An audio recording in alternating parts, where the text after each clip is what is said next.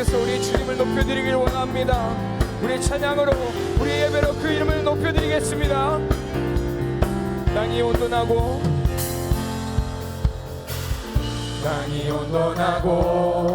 공허할 때에 창조의 주님 말씀으로 세상 빚으시고 그의 형상 따라 창조된 우리 이 땅 위에서 주가 행하신 일을 찬양 할렐루야 우리 하나님께 찬송함이 선함이요 영광 할렐루야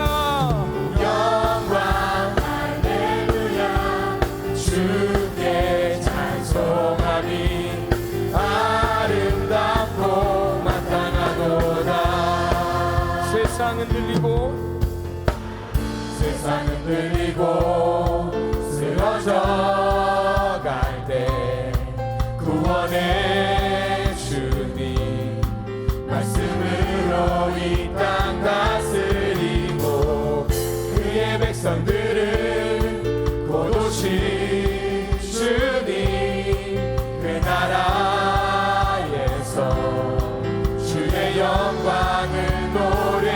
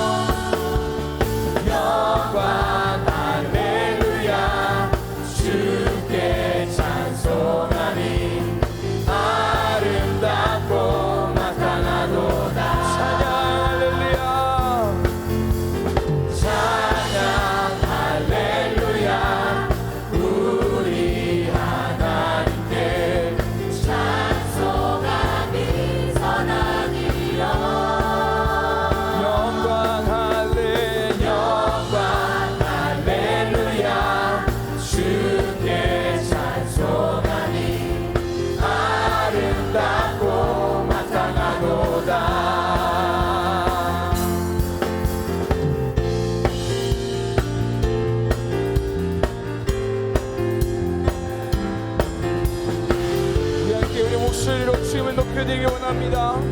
광대하신 분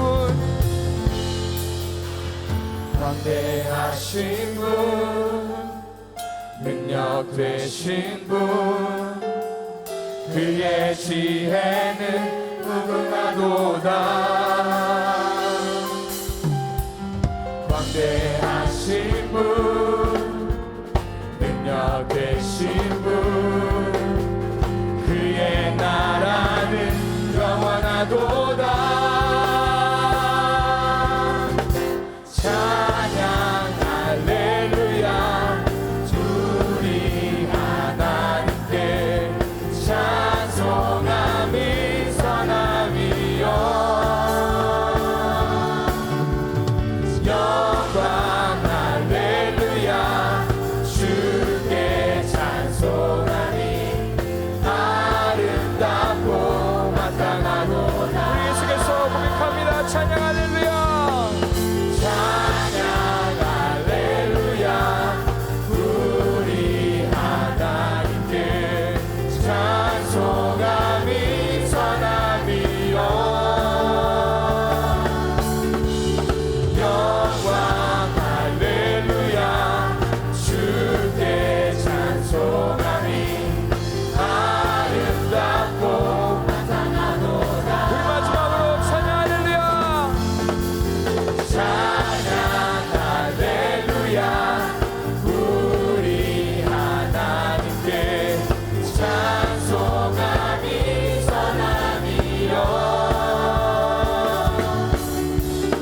영광 할렐루야 주께 찬송하니 아름답고 마땅하도다.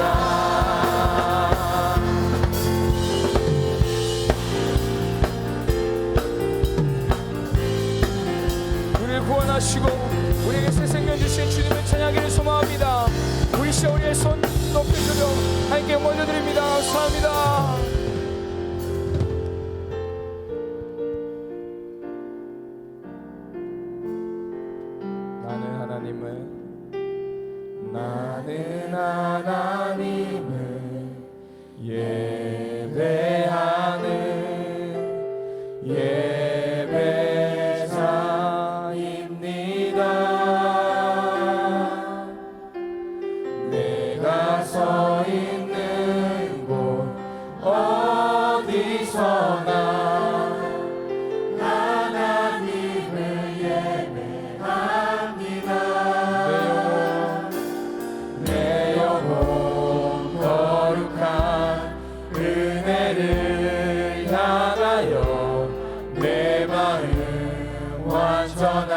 하나님 향하여 이곳에서 바로 이 시간 하나님을 예배합니다. 나는 하나님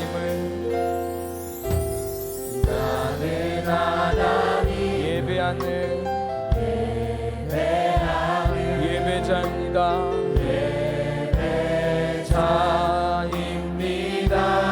내가 서 있는 곳 어디서나 내가 서 있는 곳 어디서 하나님을 예배합니다. 하나님을 예배합니다. 내 영혼 거룩한 은혜를 완전한 하나님 향하여 이곳에서 바로 이 시간 하나님을 예배합니다. 우리 예수께서 고백합니다. 내 영혼 거룩한 은혜를 아멘. 완전한 하나님 향하여 이곳에서 바로 이 시간 하나님을 우리 두 손 들고 고백합니다. 내 영혼 거룩한 은혜를 향하여 내 마음 완전한 하나님 향하여 이곳에서 바로 이 시간 하나님을 예배합니다. 우리 예수께서 고백합니다. 나의 평생에 단 한 가지 소원 주의 아름다우신 보며 사랑 노래하는 것 나의 왕 되신 주님의 얼굴 구하며 그 사랑 안에 머물러 사랑 노래하는 나의 평생에 단 한 가지 소원 주의 아름다우신 보며 사랑 노래하는 것 나의 왕 되신 주님의 얼굴 구하며 그 사랑 안에 머물러 사랑 노래 우리 마지막으로 나의 평생에 단 한 가지 소원 주의 아름다우신 보며 사랑 노래하는 것 나의 왕 되신 주님의 얼굴 구하며 그 사랑 안에 머물러 사랑 노래합니다. 오늘 우리에게 주시는 하나님의 귀한 말씀은 사무엘하 2장 8절에서 11절 말씀입니다. 사울의 군사령관 넬의 아들 아브넬이 이미 사울의 아들 이스보셋을 데리고 마하나임으로 건너가 길르앗과 아술과 이스라엘과 에브라임과 베냐민과 온 이스라엘의 왕으로 삼았더라. 사울의 아들 이스보셋이 이스라엘 왕이 될 때에 나이가 40세이며 2해 동안 왕위에 있으니라. 유다 족속은 다윗을 따르니 다윗이 헤브론에서 유다 족속의 왕이 된 날 수는 7년 6개월이더라. 아멘. 아멘. 우리 한번 따라해 보겠습니다. 하나님의 뜻을 따르는 믿음이 승리한다. 다 같이 한번 해볼까요? 하나님의 뜻을 따르는 믿음이 승리한다. 여러분, 성경 전체에서 기름 부음을 받은 후에 열매와 결과가 가장 좋은 사람을 꼽으라고 한다면 다윗일 것입니다. 다윗이 기름 부음을 받을 당시 그는 시골에서 아버지의 양을 치는 아주 어리고 작은 목동에 불과했었습니다. 사무엘 선지자가 찾아와서 기름을 붓고 난 다음 장차 이스라엘 왕이 될 것이라고 하셨죠. 그 이후에 사도행전 13장에 기록된 대로 내 마음에 맞는 사람이라 내 뜻을 다 이루리라 하신 말씀이 이루어지면서 만성천자와 같이 빛난 사람이 되었습니다. 다윗이란 이름이 예수님 다음으로 성경에 많이 나올 정도로 존귀한 사람이 되었다는 것이죠. 자, 근데 먼저 알아야 할 것은요, 이런 다윗의 상황이 좋아서 좋은 열매 또는 좋은 결과가 나온 것은 아니었습니다. 다윗은 기름 부음을 받고 난 후에 절대 권력자인 왕 사울이 자기를 죽이려고 쫓아다녔죠. 그래서 10년 동안이나 광야에서 정말 죽을 고생을 했습니다. 광야 황무지의 극심한 고난 또는 동족의 밀고와 배신, 그리고 혼자 뼈저린 고독 속에서의 연단의 시간들을 다윗은 가졌습니다. 심지어는 자기가 물맷돌로 죽였던 골리앗의 나라 블레셋에 도망쳐 들어가서 미친 사람의 흉내를 내면서 목숨을 구걸하기까지도 했었습니다. 이처럼 말입니다. 성령님의 기름 부음을 받은 우리들도 때로는 전혀 생각지 못한 어떤 바닥에 떨어지던 문제와 어려움을 만날 수도 있다는 사실을 기억해야 됩니다.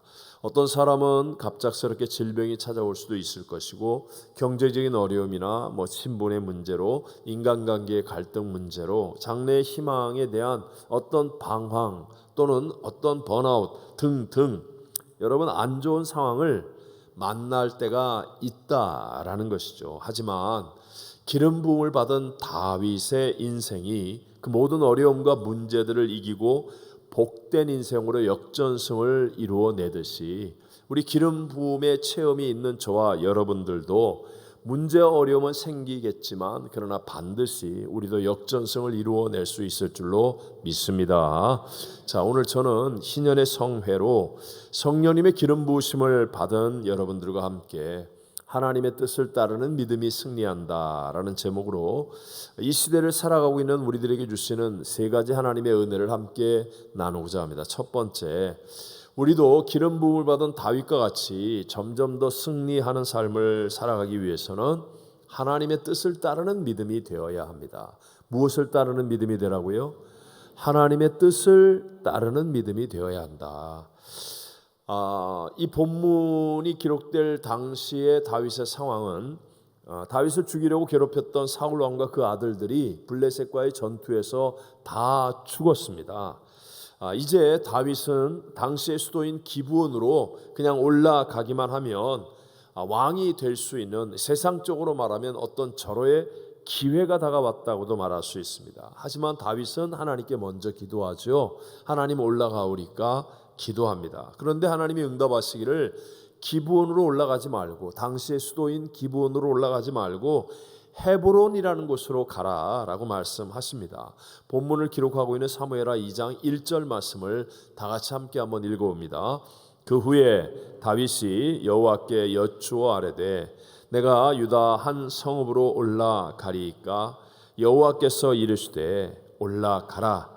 다윗이 아뢰되 어디로 가리이까? 이르시되 헤브론으로 갈지니라. 아멘. 헤브론은 교제라는 뜻을 가지고 있는 말로요, 창세기 49장과 50장을 보면 아브라함과 사라, 이삭과 리브가, 야곱과 레아가 묻힌 막벨라 동굴이 있는 곳입니다. 즉 믿음의 조상들의 뼈가 있는 곳, 하나님과 신앙의 선조들의 언약이 이루어진 곳, 영적인 유산이 있는 곳을 먼저 올라가라라고 말합니다.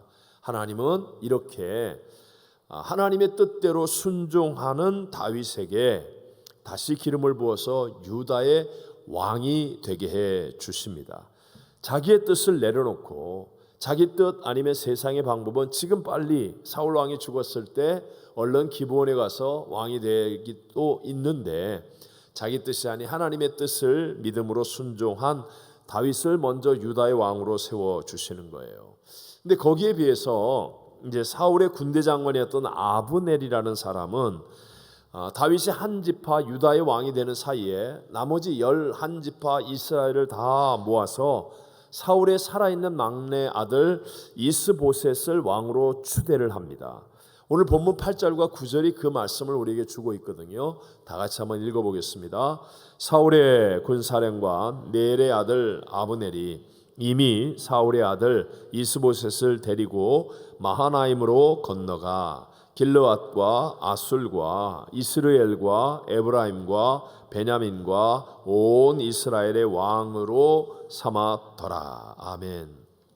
무엇을 말씀하려고 하는 것입니까? 다윗은 하나님의 뜻대로 헤븐으로 올라가서 한 지파의 왕이 되었고 사울의 군대 장관이었던 아브넬은 이스보셋이라는 사울 왕의 마지막 남아있는 조금은 정상이 아닌 이 아들을 왕으로 추대하면서 나머지 이스라엘의 11지파를 다 모아내었다는 거예요. 하나님의 뜻대로 올라간 다윗이 얼른 보기에는 불리해 보이는 상황이 되어졌다. 그러면서 성경이 주고자 하는 메시지가 무엇입니까? 그것이 다가 아니지 않니? 눈에 보이는 단면만 가지고 판단하지 말고 전체를 보고 생각하라고 우리를 깨우쳐 주는 것입니다. 맞습니다.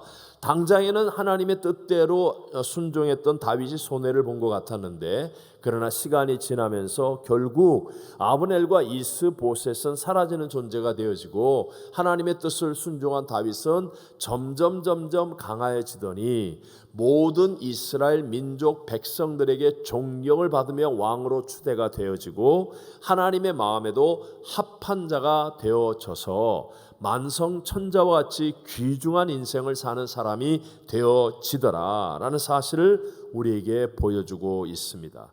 여러분, 왜 우리가 때때로 이렇게 내 생각과 다르고 세상에서 손해보는 듯한 하나님의 뜻을 순종하는 것이 중요합니까?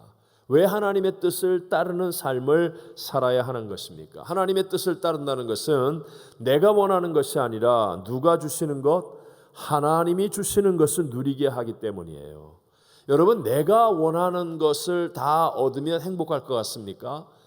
여러분, 여기 지금 예배드리는 우리 몇백 명의 성도들이 각자가 원하는 것을 다 얻으면 행복해질까요? 아비규환이 일어날 겁니다.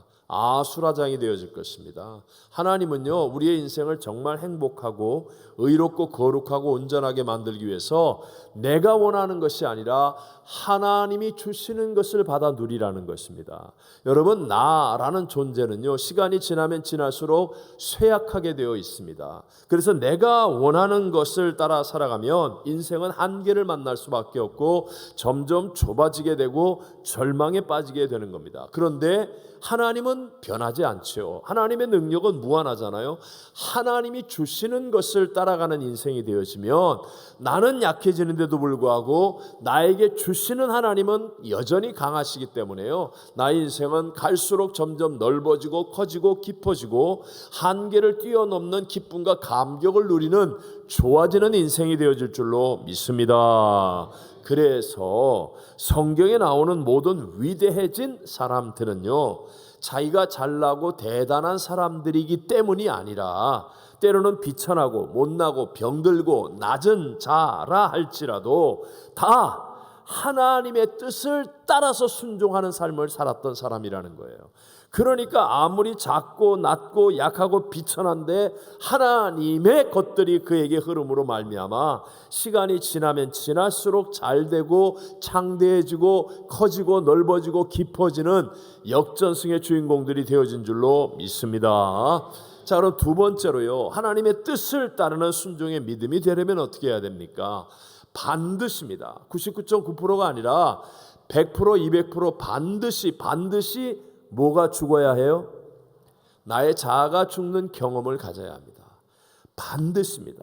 늘 말씀드리죠. 하나님의 뜻이 내 수준입니까? 아닙니까? 아니죠. 하나님의 뜻은 내 수준이 아니죠. 내 수준, 클래스가 다르다고 그랬잖아요.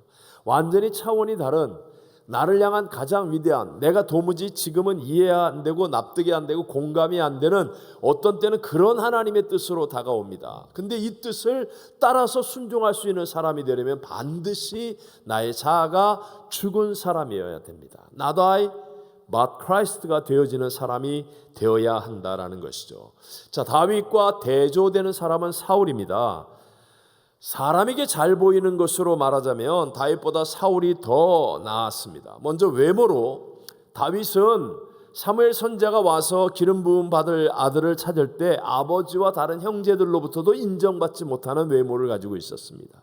그래서 부르지도 않았죠. 근데 사울은 첫 왕을 뽑을 때 그 자리에 모인 모든 백성들이 다 사울을 주목하고 사울을 뽑을 만큼 외모가 출중한 사람입니다. 또 여론조사를 하면 언제나 가장 상위권에 이름이 오르는 사람이 사울이었어요. 백성들의 절대적인 인기와 지지를 받았던 사람이죠. 그래서 다윗이 골리앗을 죽인 다음에 동네 여자들이 사울이 죽인 자는 천천히요, 다윗이 죽인 자는 만만이라고 했을 때 사울이 충격을 받는 거예요.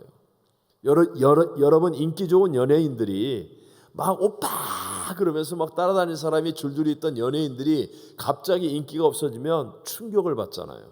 똑같은 이치예요. 사울은 늘 자기가 인기 최고였는데, 근데 갑자기 자기가 죽인 자는 천천히인데 다윗이 죽인 자는 만만이라고 하니까 이게 못 견딜 정도로 충격을 받는 일이 된 것, 이것은 바로 겉으로 사울은 뛰어난 사람이었다. 또 열심히 살기도 사울은 정말 누구 못지않은 사람이었습니다. 하지만 사울에게는 치명적인 약점이 있는데, 그것은 바로 자기 생각과 다른 하나님의 뜻을 순종할 줄을 몰랐습니다.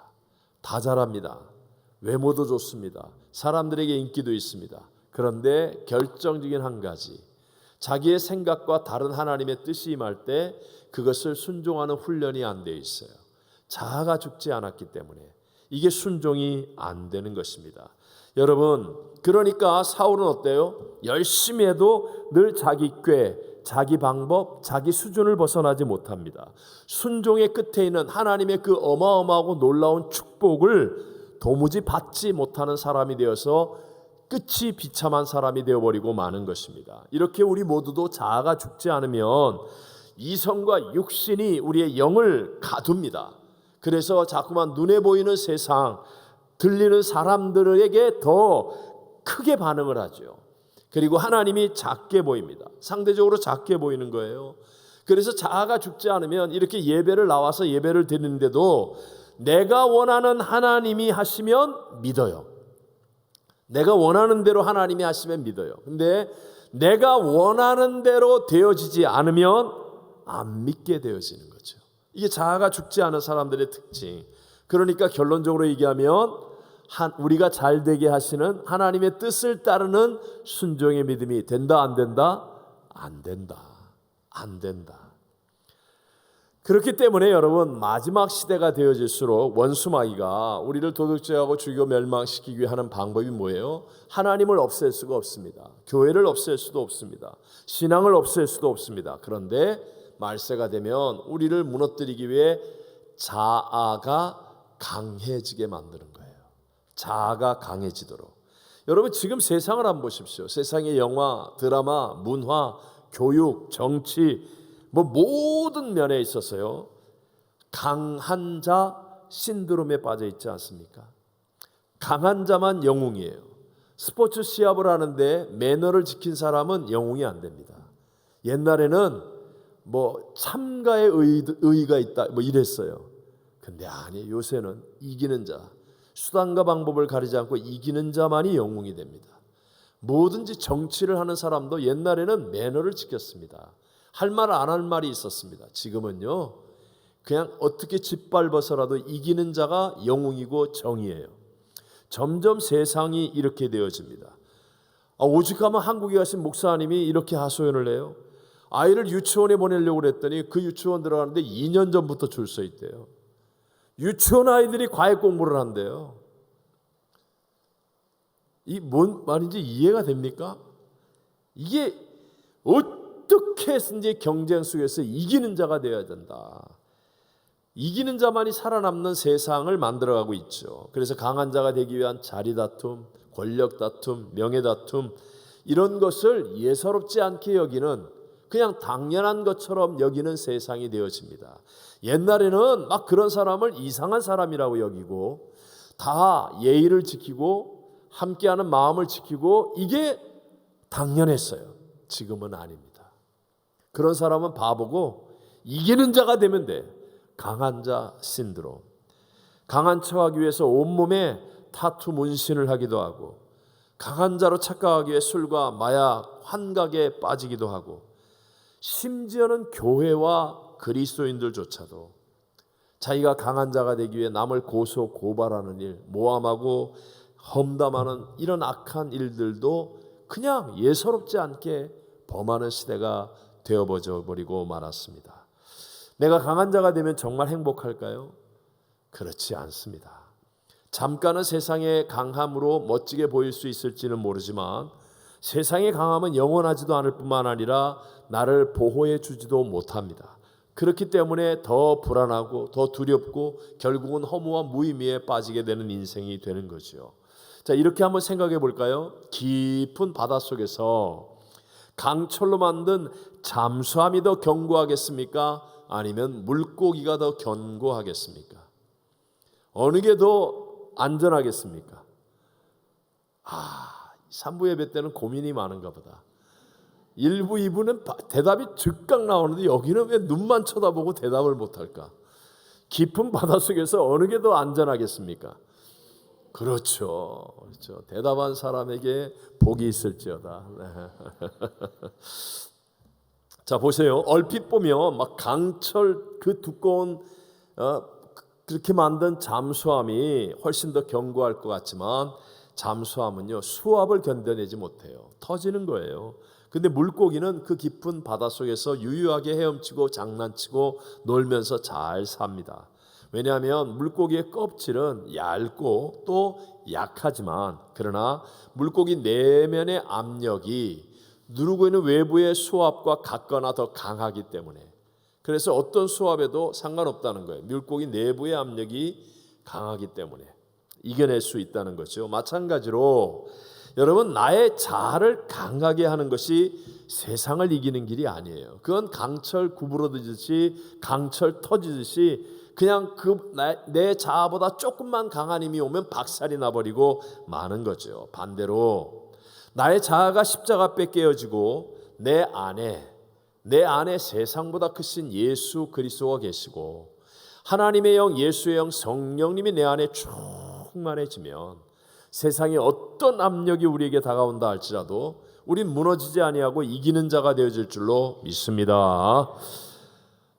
이번에 우리 희년 성회의 큰 일을 하면서 참 우리 모든 성도들이 하나님의 뜻을 따르는 그 순종이 가능해졌던 이유, 그것은 바로 우리 성도들이 자아가 죽는 믿음, Not I but Christ의 믿음을 철저하게 훈련했고 또 그것을 가지고 있었기 때문이었습니다.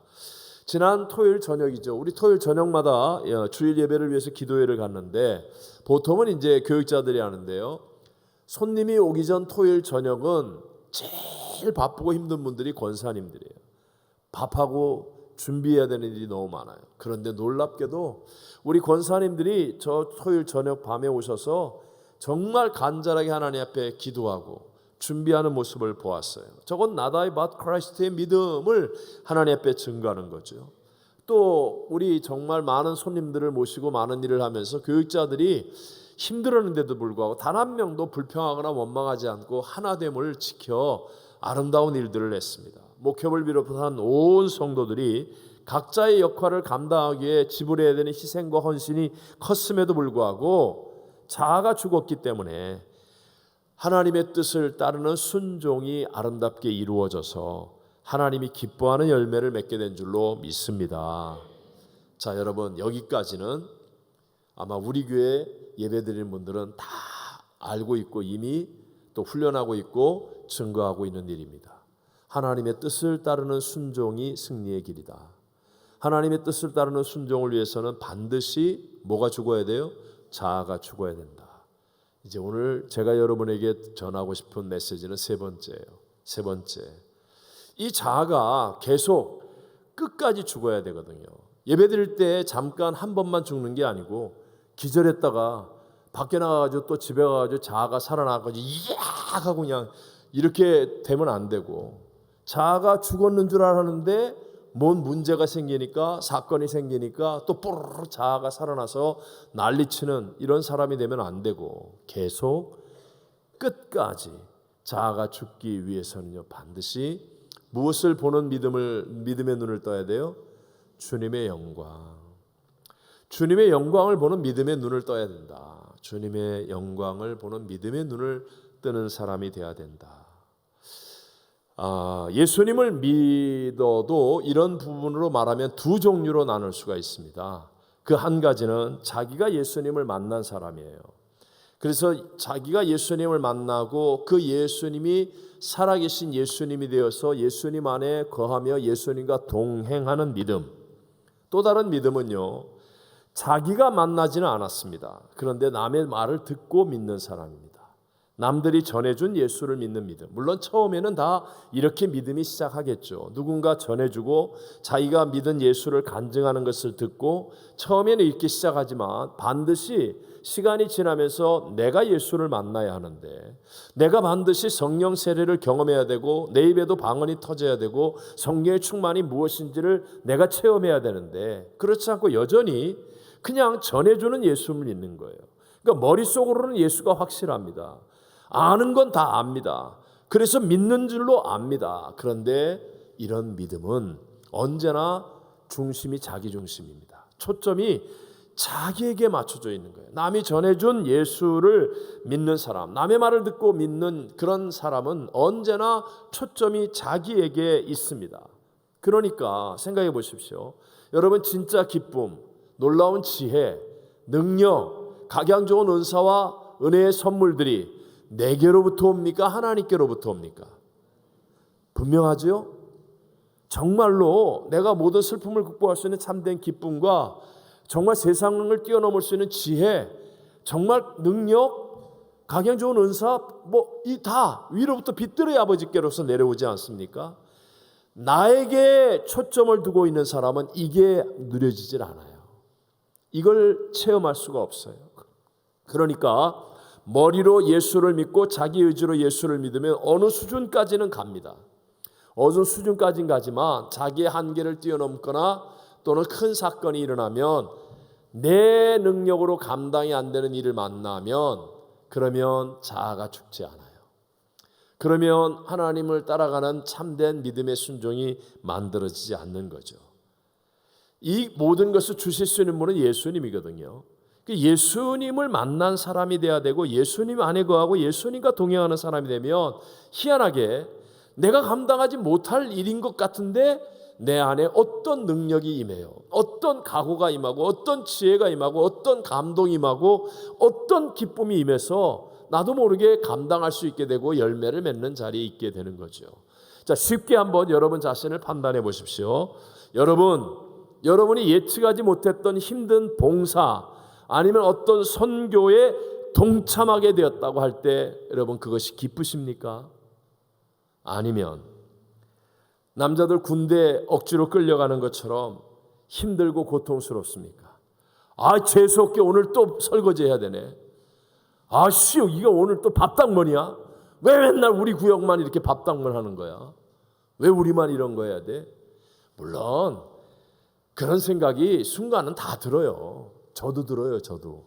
그렇지만 예수님을 만난 믿음, 예수님 안에 거하는 믿음은요, 이게 얼른 정리가 됩니다. 이거 힘든 일인데 왜 나한테만 맨날 이런 일이, 왜 이렇게 어렵게? 하지만 뭔가 모르는 하나님의 은혜, 하나님이 어떤 위로를 주실까? 하나님 이번에는 어떻게 내게 지혜를 주시고 능력을 주실까? 이게 여기서부터 믿어지는 믿음이 생기면서 이걸 극복하게 되어지죠. 근데 이게 극복이 안 되고 불평, 원망으로 말이 터져 나오고 그리고 선악으로 판단하고 이렇게 하는 이유는 머리로는 예수를 아는데 진짜 예수를 만나지 못한 사람이라는 증거라는 것이죠. 여러분, 우리의 삶에 다가올 수밖에 없는 수없이 많은 문제와 어려움과 억울함과 불공평을 이길 수 있는 길, 해결책은 단 하나입니다. 해결책은 단 하나입니다. 그것은 바로 예수님을, 어제나 오늘이나 영원토록 변함없이 동일하신 예수님을 인격적으로 만나야만 합니다. 여러분, 예수님이 교리로 믿어지는 예수가 아니라 모태신앙으로 태어나서부터 알고 있는 예수가 아니라 여러분 반드시 여러분의 인격적으로 만남을 이루는 예수가 되시기를 바랍니다. 예수님과 친밀하게 교제하고 예수의 영 성령의 역사들을 경험하는 거예요. 성령 세례가 무엇인지를 경험하고 어느 날 내 입에서도 방언이 터져나오고 성령의 충만함 속에서 나도 모르게 성령님을 인정하고 모셔드리고 하냐고 의지함이 기쁘고 즐거워지는 이러한 삶이 만들어질 때 그때 여러분 놀라운 하나님의 역사로 어떤 문제가 생길 때 나다이 바 크라이스트가 되는 거예요. 내 자아가 죽습니다. 그래, 주님이 하실 줄로 믿어. 그러면서 내 자아가 내려놔져요. 그래서 나도 모르게 하나님의 뜻을 따라가는 순종의 길에 서 있게 돼요. 그러면 놀라운 하나님의 역사들이 저와 여러분의 삶의 걸음 뒤에 풍성한 열매로 나타나게 될 줄로 믿습니다. 신앙은 내가 뭘 하려고 애쓰는 게 먼저가 아닙니다. 제가 늘 얘기하잖아요. 제발 교회 와서 잘하려고 하지 말라고요. 잘하려고 하는 분 때문에 문제가 생기는 거예요. 그냥 예수님 안에 거하려고 하십시오. 예배에 성공하고 찬양의 기쁨을 얻고 하나님 앞에 기도하는 법을 터득하고 그냥 예수님 안에 먼저 거하는 사람이 되십시오. 여러분 절대로 행위를 자랑하려고 하지 마십시오. 내가 이렇게 했으니까 너도 이렇게 해야 돼. 우리는 이거 해야 돼. 물론 규칙이 필요하죠. 하지만 그것보다 먼저 내가 예수님 안에 거하는 것. 여러분 교회 와서는 예수님을 만나겠다는 것이 목표가 되셔야 돼요. 나를 사랑하는 자들이 나의 사랑을 입고 나를 간절히 찾는 자가 나를 만나게 되어 있습니다. 아멘이십니까? 이게 먼저가 돼야 돼요. 이게 먼저가 돼야 돼요. 무슨 일을 하더라도 내가 정말 예수님을 생각하고 예수님 안에 거하고 내가 오늘 예배를 통하여 하나님의 임재를 체험하고 성령의 기름 부으심이 내게 있고 예수 그리스도를 만나는 믿음이 되겠다. 이 목표, 이 소원, 이 결단을 놓치면 안 됩니다. 아이 나 뭐 어렸을 때부터 교회 다녔는데 나 평생 교회 다녀서 모태신앙이야. 그러면서요 이걸 습관처럼 당연하게 여기지 말라는 거예요. 아닙니다. 그게 안전하고 편안할 때는 그냥 섞여서 다 똑같은 것 같지만 꽝!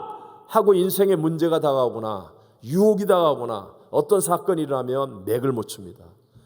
못 이깁니다. 하나님의 뜻 따라가는 순종이 안 됩니다. 하지만 여러분 수준을 높이십시오. 여러분이 듣고 예수를 믿기 위해 나왔습니다.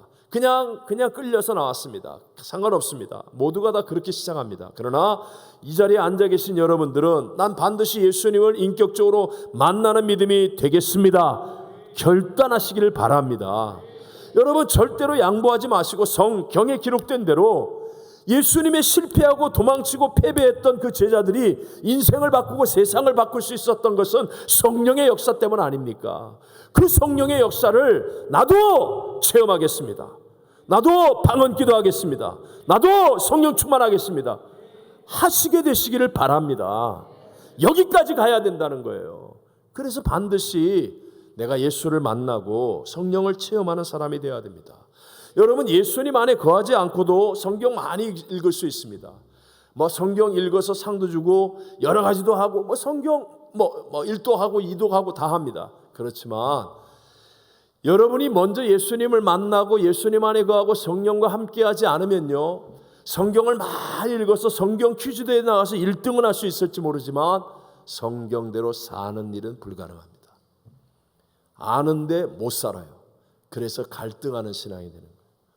아는 건 다 아는데 나의 행동은 전혀 그대로 되지 않고 있으니까 화가 나는 거예요.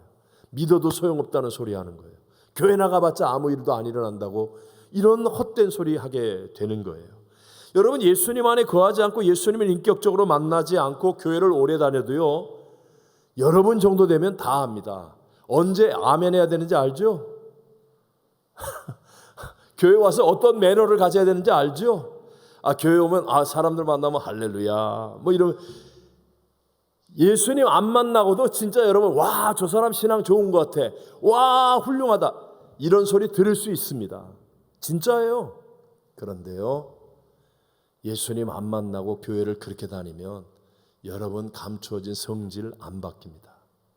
여러분의 운명 안 바뀝니다. 겉으로 사람들 보는 데서 세련되게 멋지게 매너 있게 훌륭한 척, 그건 가능합니다.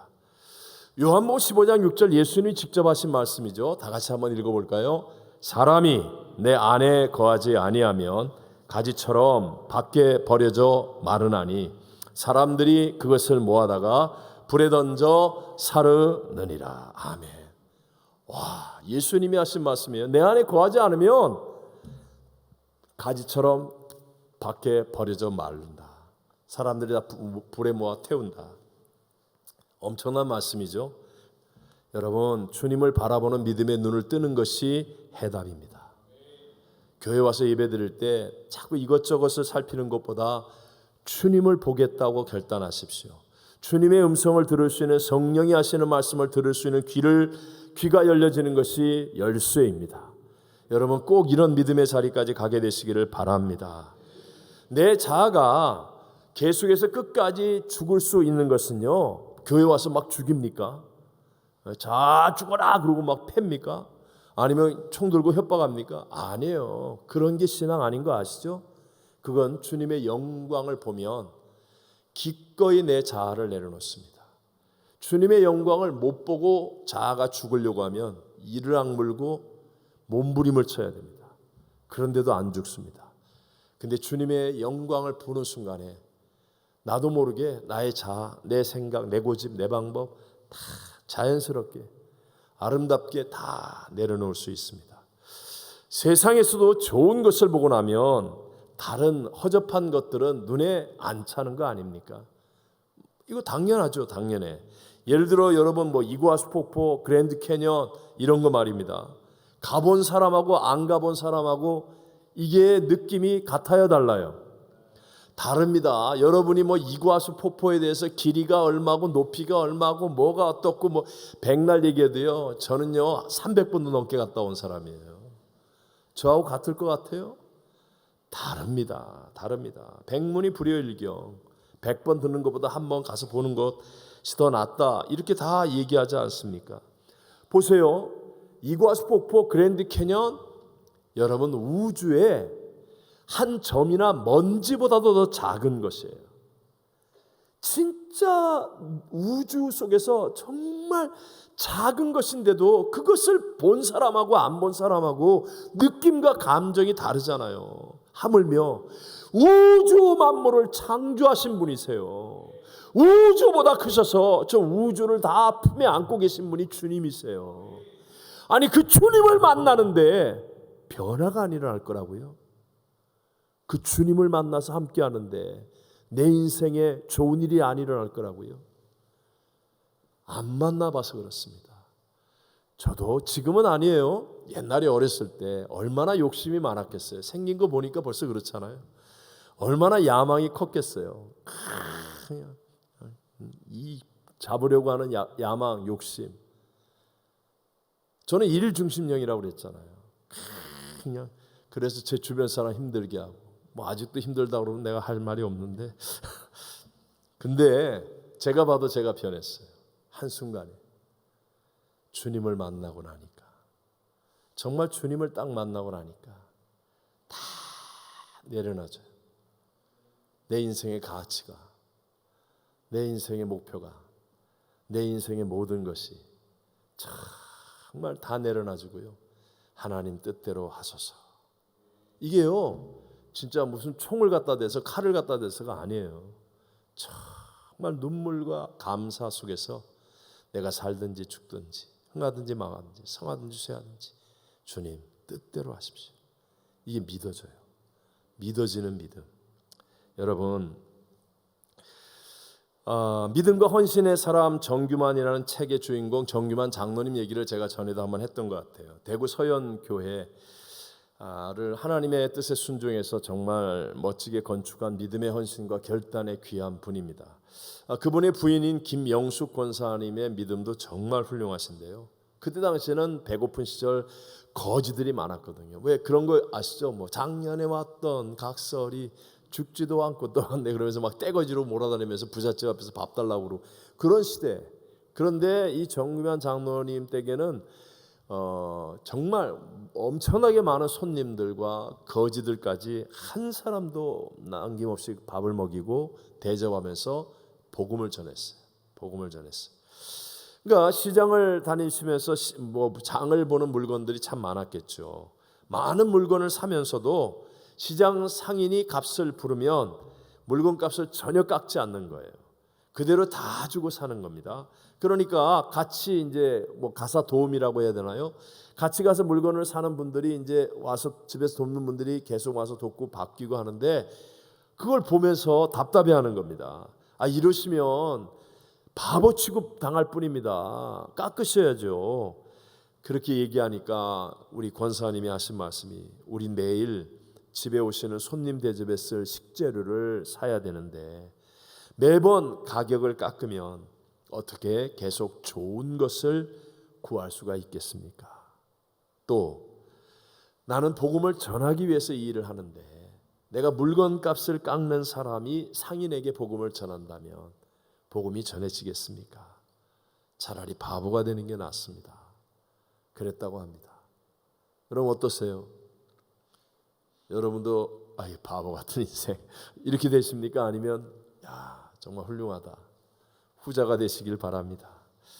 이분이 아드님이 미국 테네시주에 있는 벤더빌트 대학교의 경제학 박사과정 유학을 오셔서 이제 마지막 그런 공부를 하셨는데 갑자기 아프게 되었어요. 병원에 입원했다는 소식을 들었는데 점점 나빠진다는 소식을 듣고 권사님이 금식하면서 간절히 기도했습니다. 근데 2주일도 지나지 않아서 확실한 병명도 규명하지 못한 채 아드님이 주님 품으로 먼저 떠나게 되었어요. 당시는 미국을 그렇게 쉽게 오갈 수 있는 그런 형편이 아니었기 때문에 가지도 못한 채 슬픔과 고통이 너무나 컸겠죠. 근데 그 다음 날이 주일이었습니다. 사람들이 권사님 내일은 주일날은 못 오시겠다.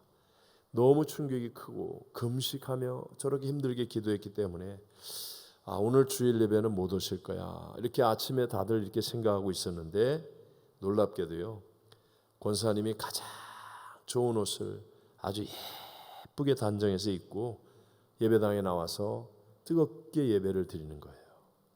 사람들이 너무 놀라서 오늘 하루는 좀 집에서 그냥 예배 드리고 쉬시죠 라고 얘기하니까 권사님이 이렇게 얘기합니다. 내가 예수님이 예비한 천국을 바라보는 사람인데 그 영광을 나는 가슴에 담고 있는 사람인데 어떻게 내가 아들이 천국 갔는데 예배를 안 드릴 수가 있냐고. 이게 쇼 같아요? 울고불고 대성통곡하는 게 진짜일 것 같아요. 이 영광을 본 이 믿음이 진짜일 것 같아요. 이게 영광입니다. 주님의 영광을 보며 체험한 사람은 여러분 연약함과 문제, 사망도 이기게 될 줄로 믿습니다. 주님은 정말 어제나 오늘이나 영원토록 동일하세요. 너희 두세 사람이 내 이름으로 모인 이곳에 함께 하십니다. 문제는 저와 여러분의 결단입니다. 내가 오늘 교회 왔으니까 됐지 뭐. 나 이렇게 예배드리고 가면 되는 거야 라고 생각하는 사람은 그러면 여러분은 예수님을 인격적으로 못 만납니다. 나를 간절히 찾는 그 사람이 주님을 만나고 나를 사랑하는 자들이 하나님의 사랑을 입게 되어 있습니다. 여러분 반드시 주님을 인격적으로 만나겠다. 내가 반드시 성령 세례를 경험하고 내 입에서 방언이 터지고 성령 충만한 신앙생활, 예수님 안에 거하고 예수님과 동행하는 신앙생활을 하겠다라고 말씀대로 믿는 믿음의 결단이 있게 되시기를 바랍니다. 여러분 세상의 모든 승리는요 아무리 멋지게 이루어진다 할지라도 잡음이 있습니다. 뒤끝이 생깁니다. 죄의 얼룩과 상처들이 만들어집니다. 추함과 부작용이 있게 되어 있습니다. 그러나 주님 안에 거하여서 주님이 주시는 승리는요, 나의 모든 약함과 허물까지도 가리워집니다. 여러분, 기쁨과 감격이 세상과 비교할 수 없는 참된 것으로 내 영혼을 벅차게 채워줍니다. 주님이 주시는 승리에는 정말로 놀라운 영광이 있고요, 거룩한 행복으로 후회하지 않는 인생의 길이 되어질 수 있다라는 것이죠. 바로 이것입니다. 내가 먼저 주님 안에 거해야만 하는 이유. 여러분, 주님 안에 거하면 내 주변이 다 힘을 얻게 되어 있어요. 주님 안에 거하는 사람이 함께하면 그 구역이 달라집니다. 행복해지게 되어 있습니다. 여러분, 말 안 듣는 사람, 괴롭히는 사람, 육신적인 사람으로 탓하지 마시고 무슨 일이 있더라도 내가 주님 안에 거하는 사람이 되십시오. 여러분의 가정과 여러분의 자녀를 위해 해줄 수 있는 최고가 무엇인지 아십니까? 여러분이 주님 안에 거하는 사람이 되는 거예요. 아빠가 주님 안에 거하는 아빠가 되면 가정이 행복해집니다. 자녀들이 건강해집니다. 엄마가 주님 안에 거하는 엄마가 되어지면 잔소리가 달라집니다. 말에 독이 사라집니다. 아멘을 안 하네. 지난 월요일 저희 교회 네 분의 전도사님들이 감격과 눈물로 목사 임직을 받았습니다. 진짜 많이 울었어요. 보니까 왜 그렇게 눈물과 감격이 있겠습니까? 그건 영의 눈을 뜨고 바라보니까 주를 위한 헌신의 삶이 세상을 다 포기해도 아깝지 않은 귀하고 귀한 것임이 믿어지기 때문인 줄로 믿습니다. 하나님은요, 우리의 것을 우리로 하여금 잘 살게 하고 큰 집 못 살게 하고 그런 분 아니에요. 그런 분 아니에요. 먼저 주님 안에 거하라는 겁니다. 먼저 주님 안에 거하고 항상 주님 안에 거하려고 하는데, 내가 사업이 잘 돼가지고 큰 집 사고 큰 건물 사고 큰 차 샀다. 얼마나 그냥 감사합니다 그러고 누리세요. 감사합니다 그러고 막 누리세요. 그런데 그런 일이 생겨도 주님 안에 거함을 먼저 우선순위로 두셔야 합니다. 여러분 아시겠습니까?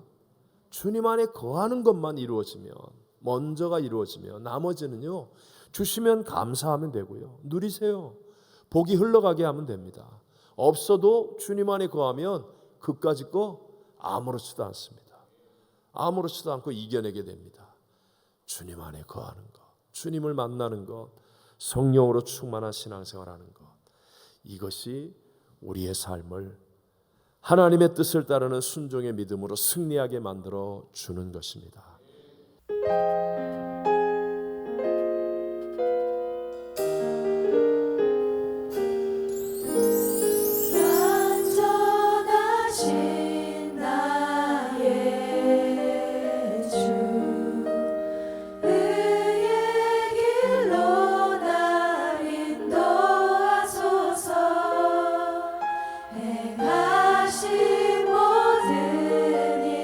주님의 영광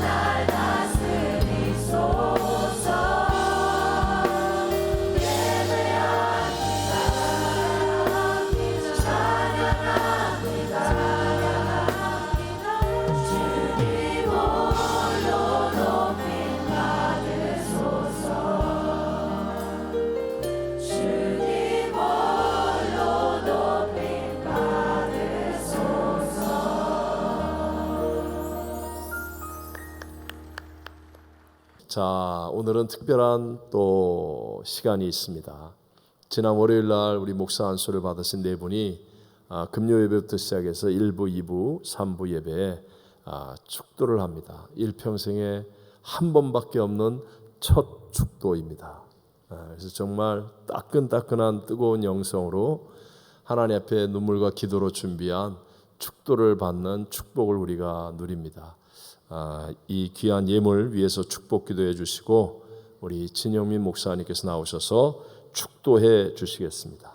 지금은 우리 구주 예수 그리스도의 무한하신 은혜와 하나님 아버지의 영원하신 사랑하심과 보혜사 성령 하나님이 함께 하시고 충만케 하심이 오늘 3부 예배 드리는 모든 성도들 위해 열방을 품고 중보기도하는 선교지와 선교사님들 위해 영원토록 함께 계실지어다.